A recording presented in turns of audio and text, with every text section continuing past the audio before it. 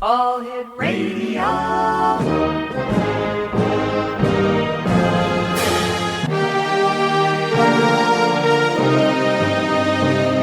Welcome to the X Zone, a place where fact is fiction and fiction is reality. Now, here's your host, Rob McConnell.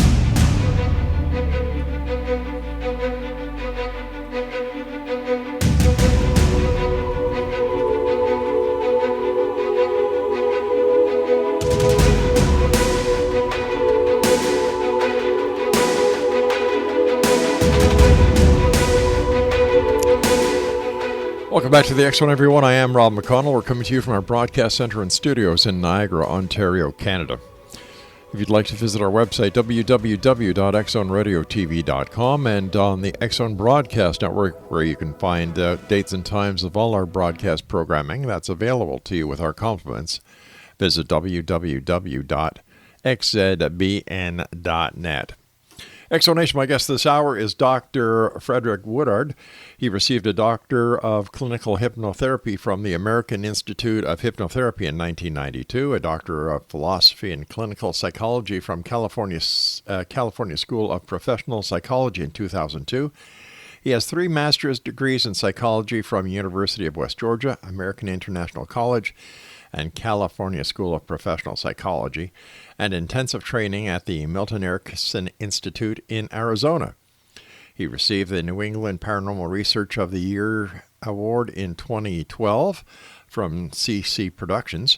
He is a registered and certified clinical hypnotherapist. He has been a member of the American Board of Hypnotherapy, American Psychological Association, New Hampshire Psychological Association. Dr. Woodard is a direct great-grandchild of Chief, I'm going to say this slowly so I don't screw it up, Madaka Wanda. Okay. And he is a licensed psychologist and certified hypnotherapist. He has published 11 peer-reviewed journals on hypnosis, the paranormal, and psychotherapy, and recently a book with Schiffer Publishing titled Perpetual Hypnosis, A Spiritual Journey Toward Expanding Awareness. He does research in the paranormal, psychotherapy, and spirituality. Joining us now is Dr. Woodard. And Doctor, welcome to the show. Thank you. I'm glad to be here. What was it that gave you the insight or the inspiration or the desire to include the paranormal in your practice? Well, I do research on the paranormal. I am very intrigued by it. I have an interest in altered states of consciousness and expanding our human potential and abilities, and that really is one of the things that I find fascinating about all of this. It's like moments that Abraham Maslow called it peak experiences, moments where something opens up and it can be so wonderful. It keeps you going for the rest of your life. How would you describe, or what definition would you use to describe the paranormal? I think that it's the things that have been being included in it is such that it's not something that you can capture in a laboratory. Mm-hmm. It's not measurable as science in the lab would do. It's more of a subjective experience.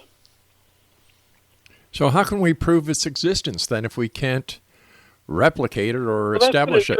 That's an interesting experience because one area I know that hypnosis overlaid with this idea also was Dr. Milton Erickson, who was very, very renowned. Mm-hmm.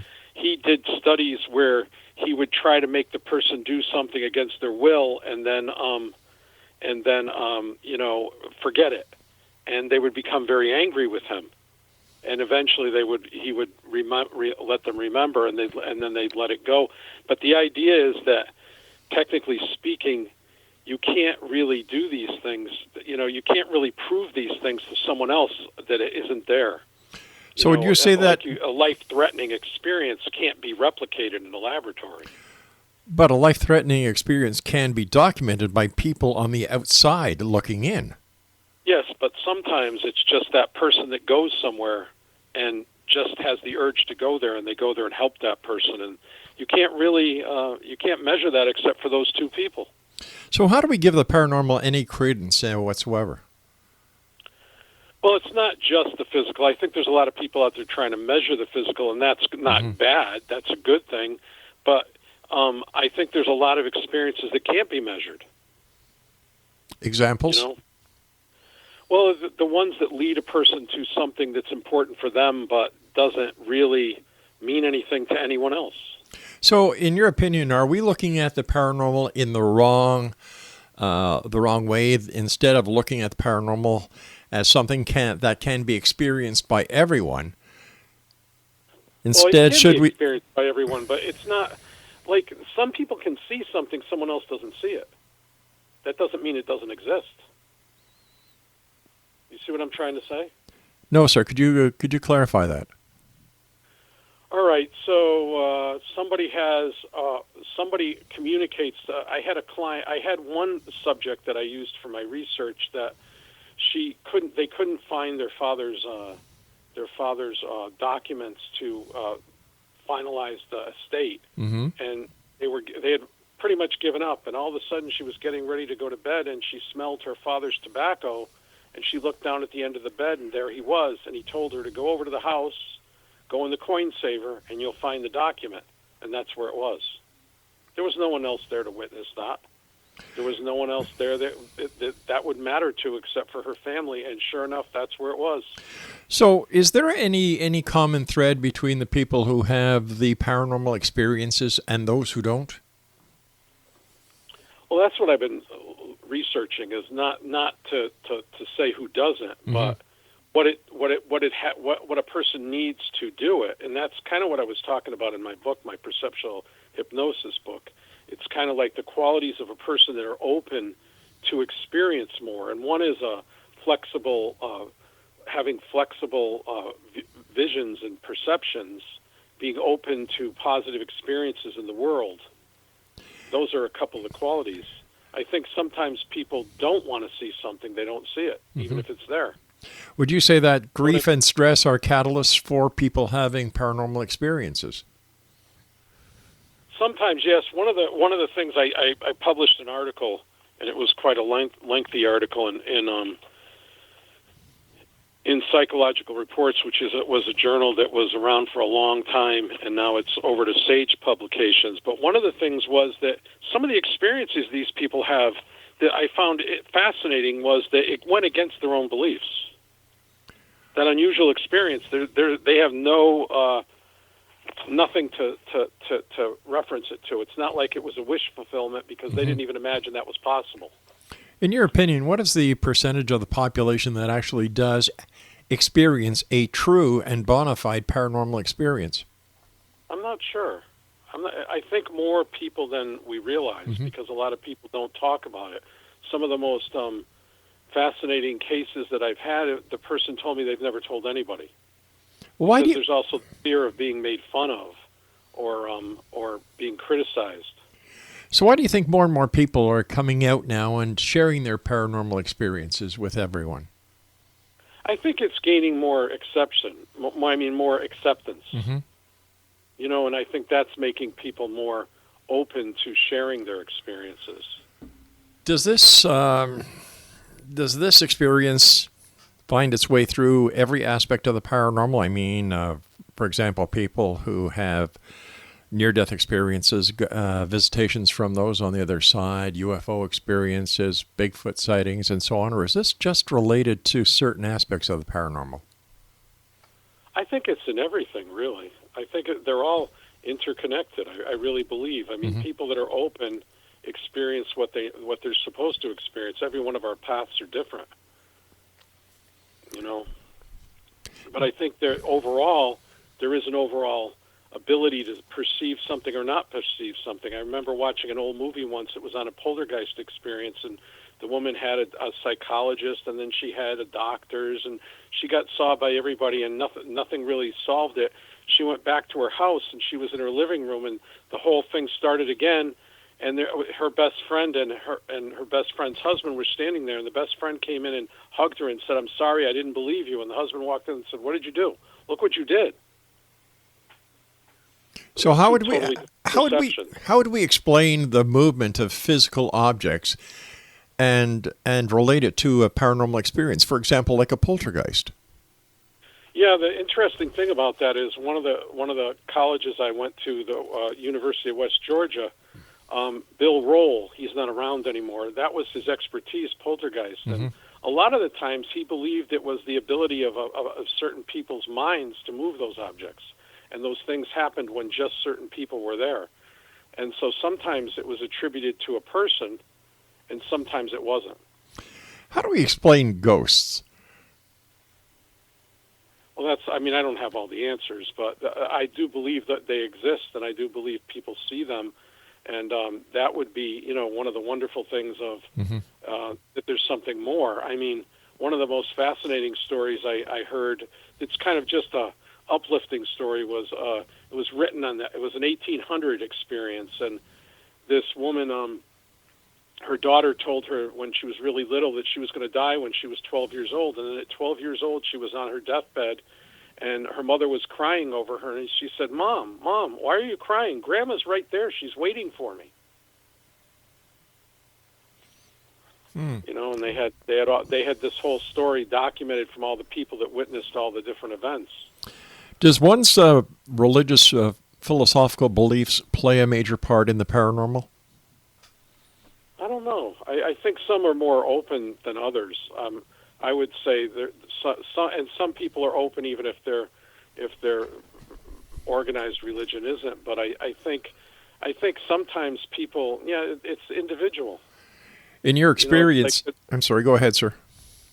No, go ahead. What were you going to say? I was just going to ask you, in your experience, what would you say the percentage of a true paranormal experience is compared to one that has been created by the person who may be suffering from some psychological malady? Well, there are both. There definitely are both. I mean, and then there's wish fulfillment too. I mean, there's people that wish that things would happen. I remember someone telling me that they were hearing, knocks in the wall, and it was actually a chipmunk. So how do we validate either one? How do we establish if it's a paranormal experience compared to someone who is having mental problems or is suffering from a mental disorder or a chemical imbalance? Well, I think part of it's the actual consequences. It's the actual, they're the genuine, really important ones that you would say have validation, like you're talking about. If you want to talk about a subjective experience, would be when the event is proven.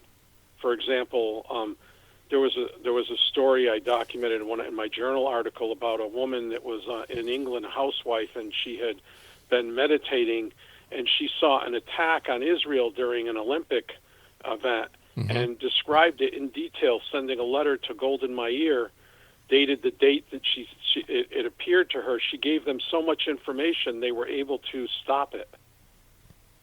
It was so detailed. And she had no connections to anybody, no involvement with anyone. And so there's the experience the person talks about, and then there's the event. It's sort of like the woman talking about how her father said the document was in the coin saver. Well, it was. But how can we actually validate what this lady said to be true? Well, that's right. That's where I used, subjective truth. For her, she didn't know where it was. They looked everywhere. This event happened, and she found it. Coincidence? Well, some people might say that, but that's hard to believe that you're just going to create the truth with coincidence. Many people would say it's very hard to believe that you could actually get a communication from the other side and telling you where something lost is, and there you go to where it was said to be, and there it's found. Right, but that does happen. All right, sir, please stand by. You and I have to take our break for this segment. In Exonation, our guest this hour is Dr. Frederick Woodard. And if you'd like to find out more about the doctor, please visit his website at WOODARD Hypnosis and Psychotherapy.org/paranormal.html. This is the X Zone. I am Rob McConnell. Send me your emails. Are you a believer or a skeptic? xzone@xzoneradiotv.com. We'll be back after this break. Don't go away.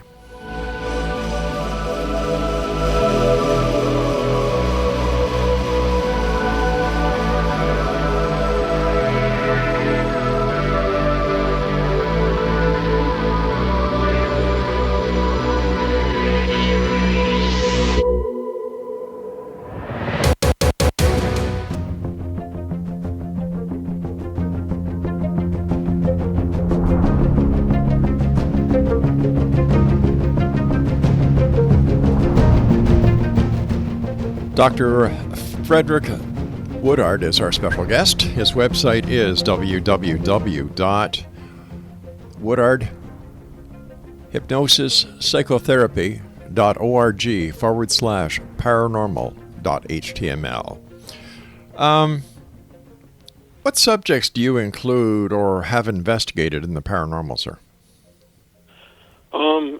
It's just the individual that comes in. So I've investigated some UFO abductions, some psychic abilities, some ghosts, some guardian angels, a oneness experience, which was very fascinating. That was a person that actually was at a gambling casino and suddenly went into a moment where he felt connected to everyone there.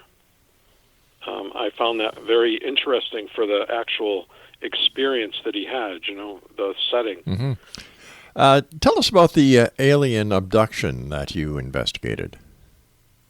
Well, there's been a few people that I've interviewed. I used to have a person that worked for MUFON, and they would send people to me so I could do phenomenological research. It's a certain qualitative research that you ask thoroughly each question until it's exhausted, and then you just pull the meanings out of what they experience. And so things like that I find very fascinating. It's the psychological aspects, like the altering of time and space. The visual perceptions become very vivid. There's certain aspects that are different than other experiences.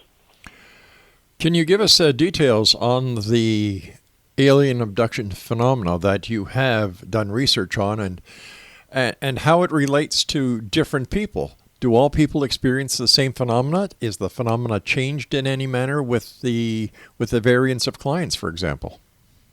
Yes, it could be different with each person, I would say. I mean, but some things, I don't have all the answers. I'm just doing research on certain cases, but I published that in the journal article, and the person went through, they were quite shocked by what had happened to them, and after they just kept thinking it didn't happen. It was very unique. But they were also at a playground with children at the time that it happened. And were there any witnesses to the abduction? Well, they weren't. No, I don't mean abducted literally. It was more of a subjective experience. Oh, okay. So having been referred cases by MUFON, can you describe any? That was one of them. But what I'm saying is the person didn't disappear. So there was no extraterrestrial intervention? Well, there was a subjective experience where they may have left their body. So would that be an out-of-body experience? Well, I'm not sure. It was. I just studied their subjective experience of what happened to them during those moments. All right, for those new listeners who may have just joined us after this first break, what is a subjective experience? It's an internal experience. All right, so could you give us an example of an internal experience? You could be sitting somewhere and suddenly you see a flash of something and remember something from your past, and no one else sees that but you. So would we classify a memory recall as such? Well, yes, you could, but then again, there's those ones that are fantasy. That's the difficulty with experiences. They're not all real just because somebody had an internal experience.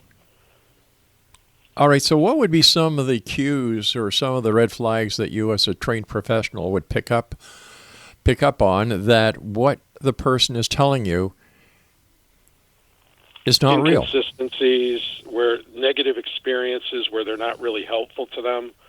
They're not valid. There's nothing constructive that comes out of it. But haven't there been a lot of those paranormal experiences where cases have been made, and when you look at the summation or the conclusion of the case, nothing constructive has come out of that case? There are more questions than there are any answers.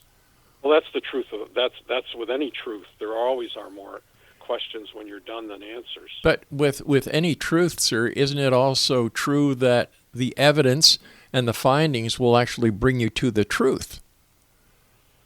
Yes, and in all areas, the interesting thing is the physical, the emotional, the mental, and the spiritual. They're all in alignment in truth.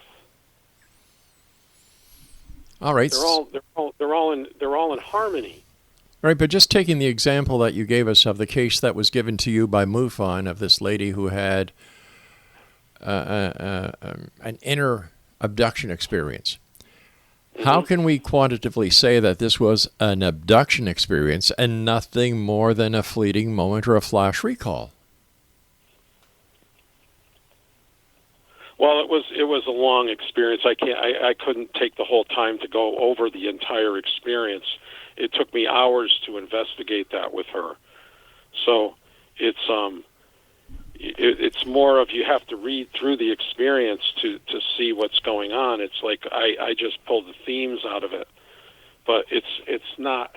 The genuine experiences that are subjective is what I've been interested in, because the other ones you can measure. If you can measure it, you don't need anything else. But a lot of things can't be measured. So am I correct in understanding that the cases that you take on or do research on? Well, I do qualitative research, so it's subjective. Okay.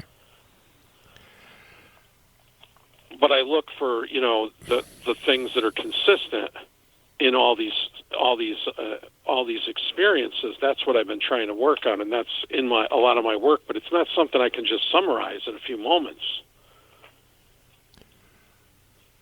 So how long does it take you, once you start an investigation, to finish your investigation on a generalized basis, or is it case by case? It's case by case.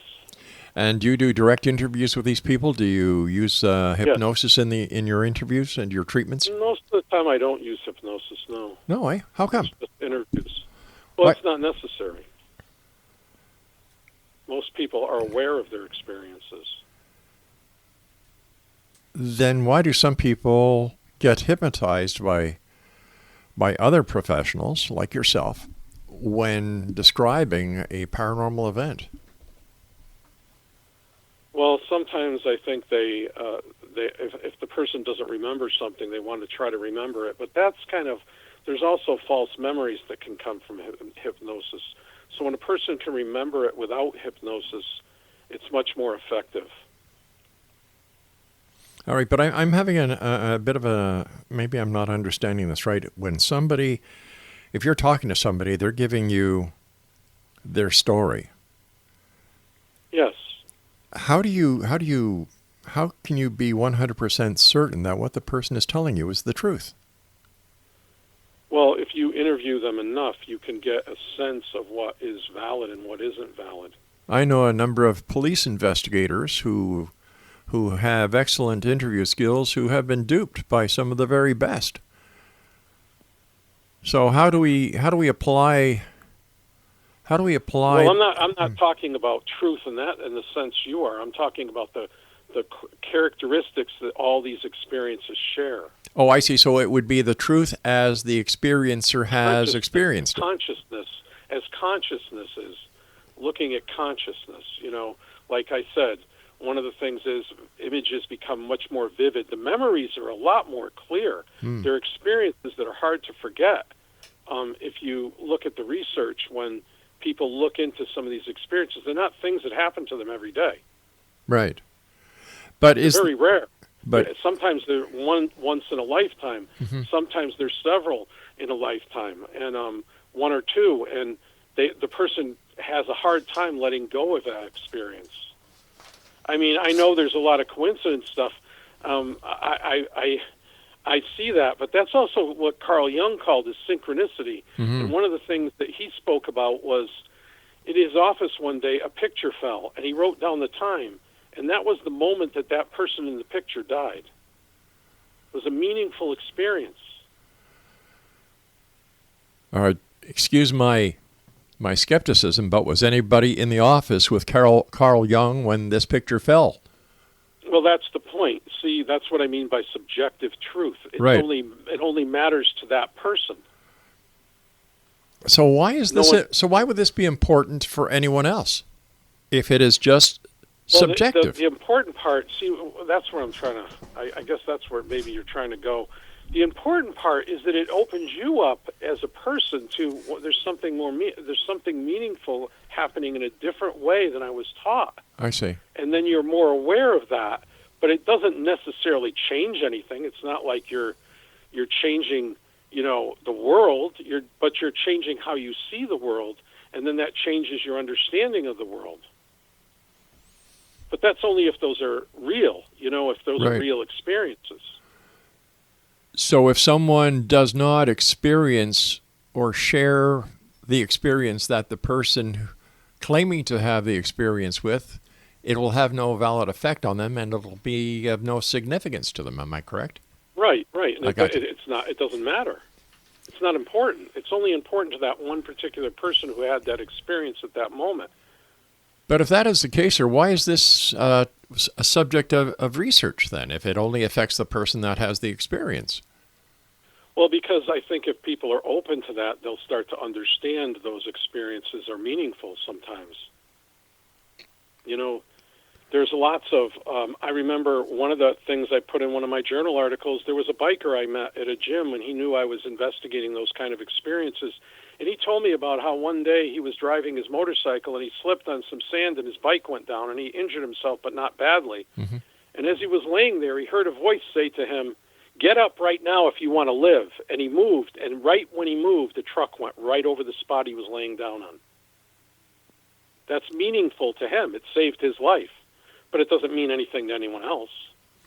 Could that be the small voice at times that gives people certain messages that, for example, like guardian angels? Right. It could be. Yes, exactly. It could be. The source of it is the hard thing to understand. That's I don't try to put an answer to that, but there's many experiences like that. There's people that have had experiences where they're not present and they see what's going on and then they check on it and sure enough, that's what's happening. Could this be part of the human collective? It could be, yes. It very well could be. I'm not labeling those things. I try to do, when I say phenomenological research and qualitative research, I'm just trying to point out those events in their as they happen, not put on labels on it or anything. You know what I mean? Just describe it. I understand. So, yeah. I understand that, but do you do an analysis, a data analysis between all the different cases that you do research on to see if you can come to any conclusion? Well, yeah, but they're those kind of themes that, like I said, two of the biggest ones are like the vivid images. One of the things with ghosts that's interesting is I've had a handful of people that told them to stop, and it all stopped. Just stopped. Could that be because the person has had problems and they themselves are manifesting the ghost, and when the person tells them to stop, they recognize that they have the power to stop whatever is in them manifesting these ghosts? Well, it wasn't a problem because the situations where that happened, that wasn't affecting that person in a negative way. Oh, gotcha. All right, stand by, sir. We've got to take our news break at the bottom of the hour. And X Zone Nation, our guest this hour is Dr. Frederick Woodard. And if you'd like to get more information on the doctor, visit his website at www.woodardhypnosis.psychotherapy.org/paranormal.html. This is the X Zone. I am Rob McConnell. We're coming to you from our broadcast center and studios in Niagara, Ontario, Canada. Skeptic or believer, send me an email, xzone@xzoneradiotv.com. We'll be back on the other side of this break. Don't go away.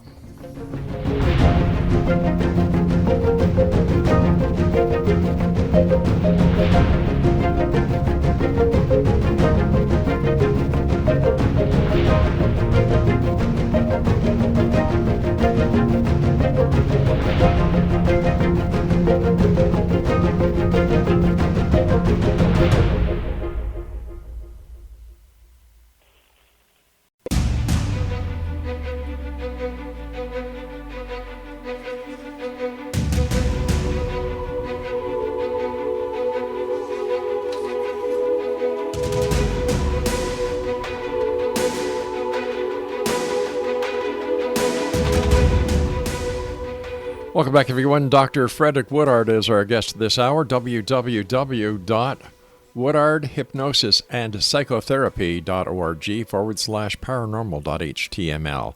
Doctor, there are a number of medical professionals and psychologists who believe that the manifestation of a paranormal experience, especially during a period of grief in a person's life, is the mind adjusting through this grief that the person is experiencing, and that the communication of a dearly departed is a way of the mind closing that episode, and it's part of the grieving process.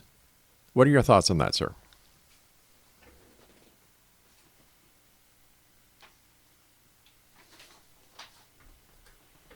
Are you there, Doctor? Yes. Sometimes people, work through their grief. Grief is a different subject. But a number of the paranormal experiences that I've been told by paranormal investigators, as well as psychologists and psychiatrists and medical professionals, happens during this grief process. We were talking before where people have had the visitation that, for example, the little child who said, "Don't worry, Mommy, Grandma's here." Right. The mother was going through a grief, the loss of she was watching her child. There again, how can we prove that Grandma was there? Well, that's what I'm saying. Is this part of the grieving process? I'm not debating whether Grandma was there or not. I'm just asking if. Oh, I know. Yeah. Well, what I'm saying is sometimes I think those are those are experiences where people are like working through their own stuff, and sometimes they may be real. They may really be real. But how do we know? Is it important whether or not these are real or not? Well, I don't think it's as important as what the meaning of that is. The meaning is that she's going to be okay. That's what she's trying to tell her mom. Mm-hmm. And that I think is what was important in that moment. But looking at the paranormal in the whole, whether it's UFOs, whether it's Bigfoot, whether it's ghost hauntings, things that go bump in the night, is it really this important that so many people are spending so much time, dedication, and in many cases, when it comes to the paranormal teams, their own money to investigate this with all the number of years that this investigation has been going on? Nothing has been found. When do we call it quits?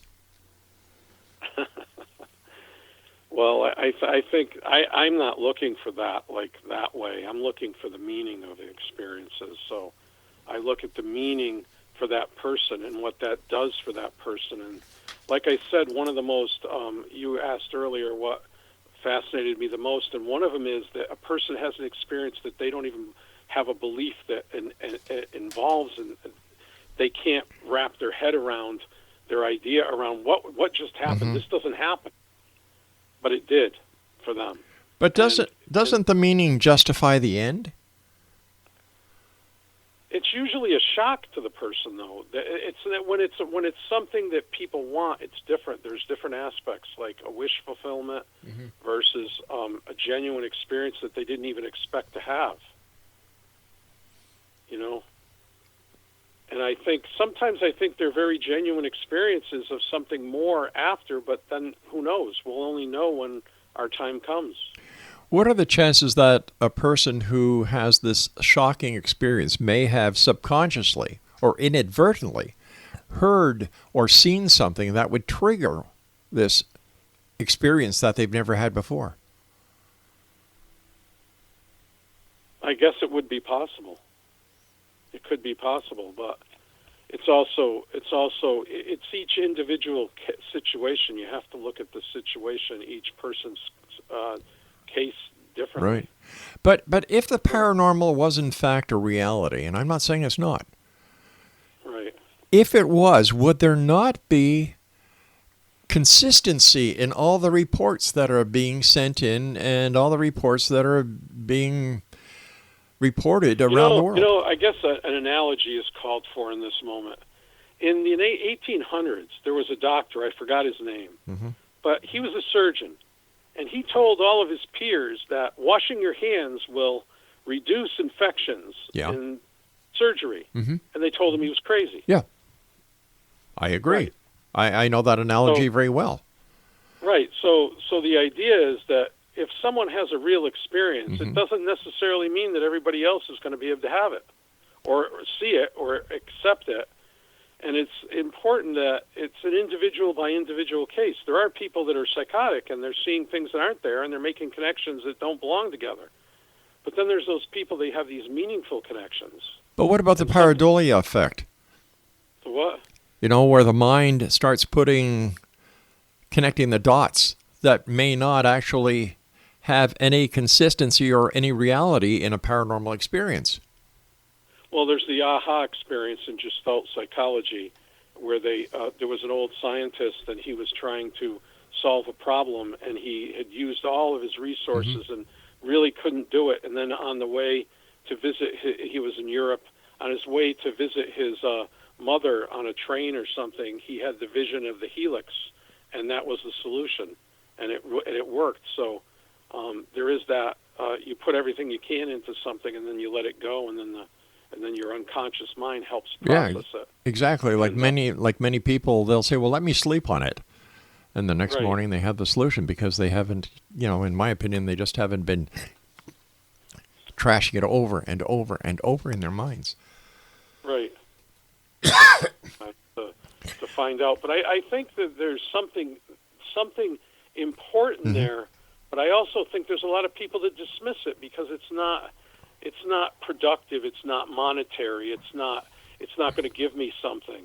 But those things are important. I think meaningful to individuals and help them find their way in the world. That doesn't necessarily have to be big and important for the world in a monetary, scientific proof way, but in an individual kind of growth way. So that, you become a more aware person in the world and you understand more. It's just like some of the Native American ways. I respect them so much, my distant cousins. I respect so much of their stuff, and yet it's sometimes belittled and ignored and not even given any credence. But isn't that the same individual choice that a person has, whether or not they acknowledge something from the past as to whether or not a person has actually had a paranormal experience? Right. Well, yes. I mean, the idea is it's each person's choice whether they want to. I'm not trying to convince anybody to do anything they don't want to do. I just enjoy trying to expand my understanding of the universe and help people while I do that. And that is a wonderful thing. That's all I'm trying to do, and it's not a black and white or a 2+4 kind of process. It's more of a what do we not understand, and it's almost like you have to. One of the things about phenomenology is you have to let go of your preconceived notions or anything that you think you know to see something beyond what you know, and it's so hard for people to do, so hard to let go. When a person comes in, I act like I don't know the experience. Tell me your experience. Help me understand it from your point of view, as if I don't know anything about it. I try to really understand their experience. In your experience, do rich, powerful, and people who have fulfilled lives have these experiences? I think it goes across all walks of life. Have you had that experience, though, sir? Myself, any big experience? No. No, I mean where somebody who's very rich, very powerful, or who has a secure, stable life, who has a lot to look forward to in their daily lives as well as a bright future. Have you had these people come to you with these paranormal experiences? Yes, I've had people, like I said, in all walks of life. All walks of life.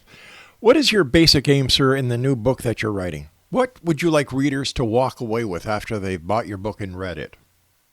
Well, if the new book that I'm working on would be the idea that once they see the things that are common from all these different experiences, that means all the different things you just talked about, not just one, but all of them, then that might help open them up to be more open to have those experiences. Something you said before was in your work, one of getting closer to the universe or understanding the universe. How does this fit in with the universe? If it's a self, an experience that you yourself has or another person has, how does this work into a universal event? Well, it is interesting because you bring the individual universal, and each person is unique, so they have a unique path. There's some things we share in common, and some things that are for ourselves. And I think we evolved. The world evolves slowly, but it has evolved. We've made much progress in many ways in the world, and I think that universally there's some things everybody can share. And then there's individuals where individuals get different experiences from those experiences. And I look at the individual experiences. That's what is important to me, not the more universal ones. It's more like what each individual can get out of it and how that meaning can be translated into a universal idea that can be used individually, not like blanket across the boards. That's, I think, where the problem is. Some of the greatest minds and some of the greatest people I've been exposed to, Milton Erickson was one of them, Freud was another, Jung was another. There were some great people, and they did not want their work institutionalized because it was very individual. Each case was individual, and yet when they were gone, people tried to universalize everything. Well, if you go to a doctor with an ailment, the doctor goes and does. That's physical. That's medical. Yeah. But what's the difference then? What is the difference between the work of a medical doctor and the work that you're doing? The doctor cures you. Well, it's a holistic approach too. Sometimes if you're thinking positive and versus negative, if you think negative, you release negative chemicals in your body, and then that kind of wears down your immune system, makes you more susceptible to get sick. But if you're more positive, it's a holistic approach. I see. But medical is clearly, I have total respect. I was in a motorcycle accident. I wouldn't have my leg if it wasn't for a medical doctor. So if I understand this, that the medical approach is based on fact. The approach that you are taking is based on a hypothesis. No. I'm taking themes from the different experiences. I take the person's experience, bring it down to their fundamental meaning, and then I try to compare them with the other ones and try to come up with themes that explain that in a way. But I try to respect the individuality of those experiences at the same time. I've got about 40 seconds left, Doctor. How can somebody else's experience help me? Well, it's how it relates to you.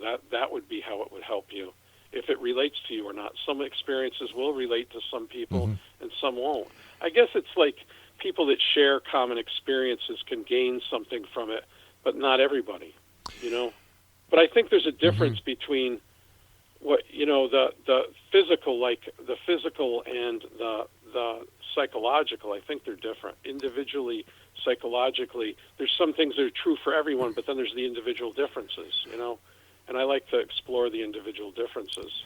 All right, Doctor, I want to thank you so much for joining us tonight. And Exonation, if you'd like to find out more about our guest this hour, Dr. Frederick Woodard, visit his website at www.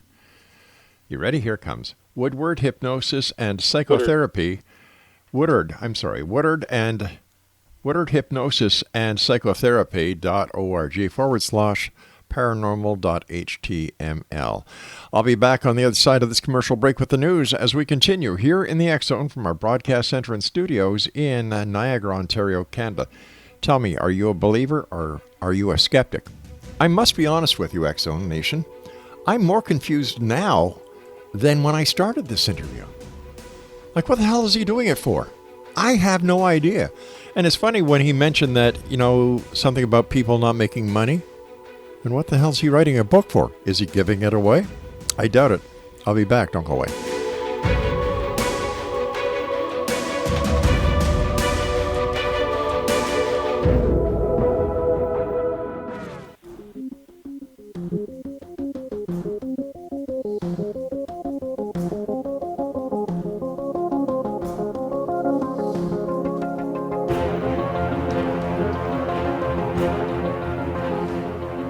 Welcome back, everyone. You're listening to the X-Zone Radio Show, broadcast around the world on the X-Zone Broadcast Network, Talkstar Radio Network, Mutual Broadcast Network. And we're coming to you from our broadcast center and studios in Niagara, Ontario, Canada. If you'd like to send me an email, xzone@xzoneradiotv.com, and on all social media sites, X-Zone Radio TV. Check out the X-Zone Universe. That's xzoneuniverse.com, where you can actually pick the topic of conversation that you'd like to listen to. And let me see, there are what we call the X-Zone Biblical Files, where there's biblical mysteries, miracles, and other religious aspects of the show that we do there. We have the X-Zone Ghost Files, the X-Zone UFO Files, the X-Zone Psychic Files, and you can just go to any one of these categories and just scroll down and pick the show that you'd like to listen to, all with our compliments. Dr. Frederick Woodard is our guest of this hour, and his website is www.woodardhypnosis-and-psychotherapy.org/paranormal.html. Doctor, have you yourself had one of these paranormal events? Oh, nothing huge like that. I remember one of the first times I had an experience that I thought was a synchronicity. Mm-hmm. It was my uncle had died in the war, and somebody had told me he was, looking out for me, blah blah blah, and I was being skeptical, and I said, maybe that's not even real, and I was in a store, and I was getting a soda, and they handed me my change, and there was a war nickel in my change, and war nickels are really hard to get. It's rare to get a war nickel. It's got a P on the back of the nickel, and it's part nickel and part silver, and my uncle died in the war. And so I was like, wow, maybe I should have an open mind, I guess. I'm not going to, I didn't have that. That's not proof, but it certainly made me pay attention. How about these paranormal experiences where people experience demons? That seems to be a big topic these days when talking to ghost researchers and other paranormal investigators. Everybody talks about demons these days. How do we explain that in a genre that we can both understand? That I haven't worked with too many people that have had demonic experiences. What would you say is your most baffling area of the paranormal that you do have experience with? The most baffling? Yeah, the most interesting, the most intriguing.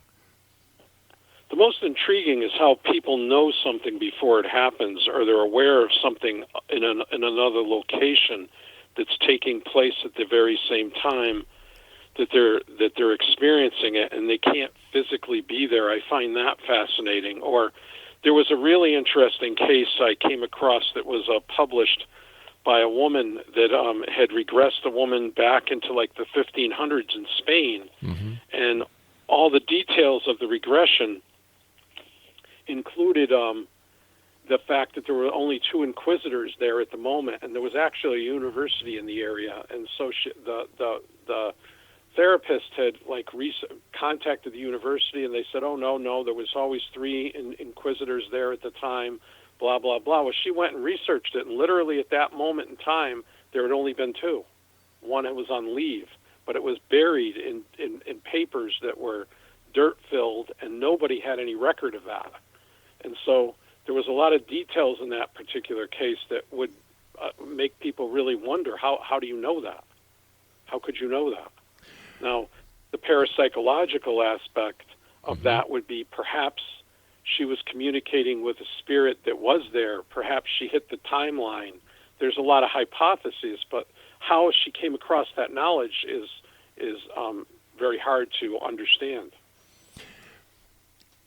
In your research, has there been any correlation with animals on the paranormal? I haven't had any actual cases of animals, but I've heard of cases of animals. Could you share them with us? Well, there was one there was one that I saw on TV. It was very fascinating. It was this couple down south, and the guy was a farmer, and his wife had cancer, and she was dying, and they were in their 30s. And he was trying to keep the farm going and trying to go and support her, and he was losing his energy, and then all of a sudden this dog showed up. And this dog kept hanging around him, and he seemed to be getting more energy, and then all of a sudden his wife started getting better. And one day he took the dog in the house and put him in a porch where there was a 10-foot high fence that no dog could literally jump. And in the morning he came out and the dog was gone, but the dog came back the next day and was with him again. And eventually his wife came home and her cancer was cured. And they brought the dog into the bedroom and locked the door. And in the morning they woke up and there was no dog. He believed that dog was like a guardian angel type that came along to help him and his wife recover from that experience. Are children more susceptible to paranormal experiences than adults? I'm not sure. I think, well, it depends. I guess it would depend on who you talk to. I remember a book written by a teacher who was saying that younger kids that remembered more things, and then as they started to reach their teenage years, they remembered less. And it wrote a whole book on all these experiences these kids had told him about. But my experience, I've gotten more stories from adults than children.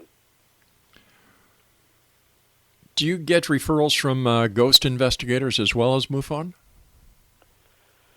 Well, I have. Yes, I have people who I do subjective interviews. I do a specific kind of research where I interview the person. I see if there's an experience, and I like to have the correlation of a life event that correlates with whatever is going on.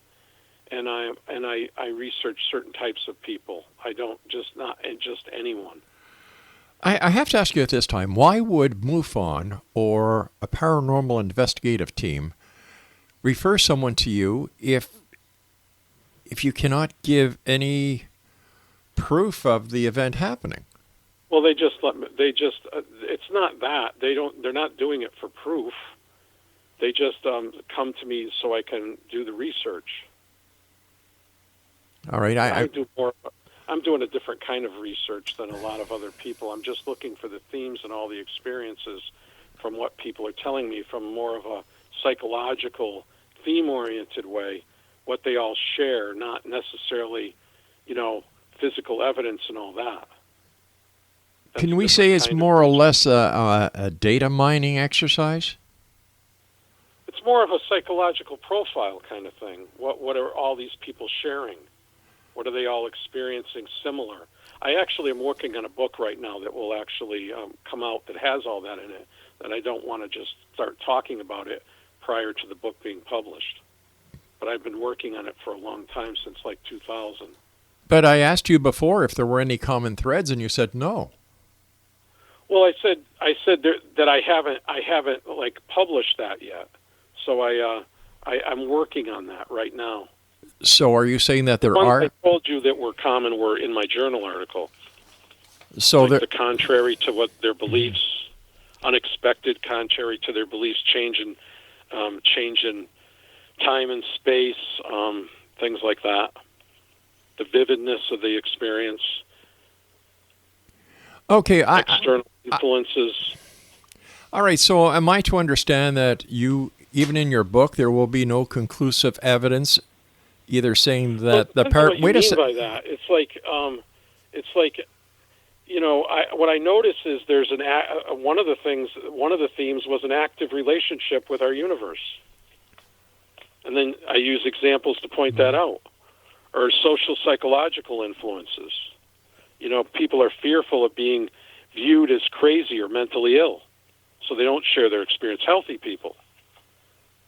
Why wouldn't negative reactions from others, things like that, cause people to not want to share their experience. But here we are in the year 2020. We're going into the year 2021.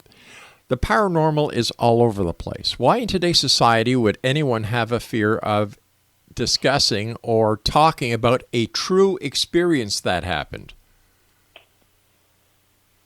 I don't know. I guess that it's just very common. Okay, so all right. So in your book, all the data that you have amassed over the years that you're going to be revealing in your book, I can understand why you may not want to,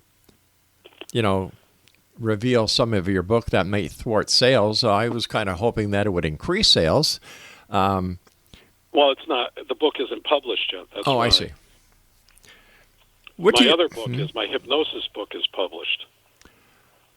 And I touch on some of the experiences in there, some of them, but not all of them.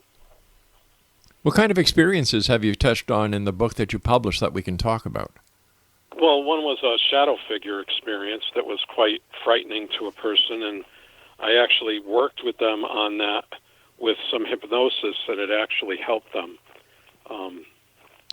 get through that experience, but they had a hard time releasing it, and then eventually they were able to let it go with using some imagery and some things like that. So when you say they were able to let it go, I would imagine that you're talking about the shadow figure that they were seeing. Right. The fact that you were able to get them to let it go, does that mean that it only resided in their mind, and once you were able to make that? Well, it seemed like there was a physical things going on with it, but the point is I didn't do anything. They did. I just helped them. You can't do something for someone else. They have to do it themselves. No disrespect, sir. Then why did they have to go through hypnosis? Well, the point is I guided them, but I couldn't make them do it. They had to do the work. I couldn't do the work for them. All right. How does hypnosis work then? Well, hypnosis is really self-hypnosis. It's just your consciousness. It's just learning to use the tool in a better way. It's like more focused and concentrated. John Elliotson wanted to reword it to one idea, to focus on one idea, totally just on that idea. But it's really your mental abilities. It's just being able to focus on them. Oh, okay, I understand that. Clear your thought, clear in your thought, no doubt, and be able to do that correctly, and then you gain control over your mind. A lot of people don't have control over their mind. It's like philosophically speaking of unreflected and reflective thinking. Unreflected thinking is you just respond to anything and forget about it, and you don't even remember what you said. Reflective thinking is, gee, why did they say that? What would happen if I said this? And you kind of process it before you just respond. If the person who was having the problem with the shadow figure experienced real contact with this shadow figure, and the shadow figure, for every purpose of this example, was real, how could you, as a hypnotist, block the person from having actual contact with a physical or real entity? Well, they didn't. I don't know that they physically touched them, but mentally. But the point was that I taught them how to protect themselves and how to take control of their minds so they weren't fearful, and they were able to protect themselves and control themselves and then take control of their own mind.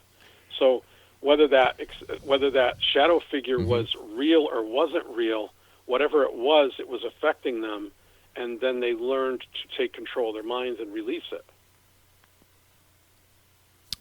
Okay. You see what I'm saying? I don't always say that, I'm talking about the truth. I'm talking about the truth of what a person's experiencing and trying to help them work with that so it works with them in a healthy way. And most of my work on the spiritual is not my people don't pay me for that. It's research I do, and it's free. All right, sir, stand by. We've got to take our final break. And Exonation, if you'd like to find out more about Dr. Frederick Woodard, visit his website, Woodard Hypnosis and Psychotherapy.org/paranormal.html. That's Woodard Hypnosis and Psychotherapy.org/paranormal.html. And we'll be back as we wrap up this hour here in the X Zone with yours truly, Rob McConnell, from our broadcast center and studios in Niagara, Ontario, Canada. Don't forget, if you're a skeptic or a believer, I want your email. Send it to me, xzone@xzoneradiotv.com.